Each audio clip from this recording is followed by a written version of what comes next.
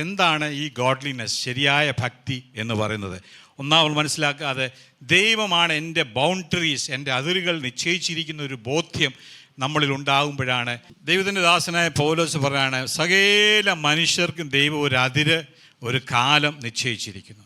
ഇന്നിവിടെ കടന്നു വന്നിരിക്കുന്ന നമ്മൾ ഓരോരുത്തരും ഓർക്കുക, നമ്മൾ ഏത് സമയത്ത് ജനിക്കണമെന്നും നമ്മൾ എവിടെ ജനിക്കണമെന്നും ആരായിരിക്കണം നമ്മുടെ മാതാപിതാക്കളെന്നും നമ്മൾ എങ്ങനെയുള്ള ഒരു ഭവനത്തിലാണ് ജനിക്കേണ്ടതെന്നും നമ്മുടെ ജെൻഡർ, നമ്മൾ ആണായിട്ടാണോ പെണ്ണായിട്ടാണോ ജനിക്കേണ്ടതെന്നും നമ്മുടെ നിറം, നമ്മളുടെ ഈ നമ്മുടെ നീളം, നമ്മുടെ ഇതെല്ലാം സ്വർഗത്തിലെ ദൈവം മുന്നുമേ ഒരു അതിരുകൾ നിശ്ചയിച്ച്, ഒരു ബൗണ്ടറി നിശ്ചയിച്ച് നമ്മുടെ ഭൂമിയിൽ നമ്മളിവിടെ ആയിരിക്കുന്ന ഒരു ബോധ്യം നമ്മളിൽ ഉണ്ടാകുന്നതാണ് ശരിയായ ദൈവഭക്തി എന്ന് പറഞ്ഞത്.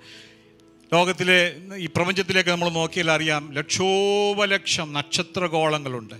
അതെല്ലാം അതിന് ദൈവം നിശ്ചയിച്ചിരിക്കുന്ന ആ ബൗണ്ടറിയിലൂടെ, അതിലൂടെ മാത്രമാണ് സഞ്ചരിക്കുന്നത്. അതിൽ ഒരെണ്ണം ഒരു മില്ലിമീറ്റർ വ്യത്യാസം വന്നു കഴിഞ്ഞാൽ നമുക്കറിയാം ഈ പ്രപഞ്ചത്തിൽ വലിയ നാശം സംഭവിക്കും. അതിന് ദൈവം പറഞ്ഞു, അവയ്ക്കൊക്കെ ലംഘിക്കരുതാത്തൊരു നിയമം ദൈവം നിശ്ചയിച്ചിരിക്കുന്നു. ഓരോ സ്റ്റാറിനും, ഓരോ നക്ഷത്രത്തിനും, ഓരോ ഗ്രഹത്തിനും ദൈവം നിശ്ചയിച്ചിരിക്കുന്ന ആ ബൗണ്ടറിയിലൂടെ, ആ പാതയിലൂടെ സഞ്ചരിക്കുന്നതോടെ എന്ത് സംഭവിക്കുന്നു? അവിടെ ക്ലാഷ് ഉണ്ടാകുന്നില്ല, കൂട്ടിയിടി ഉണ്ടാകുന്നില്ല.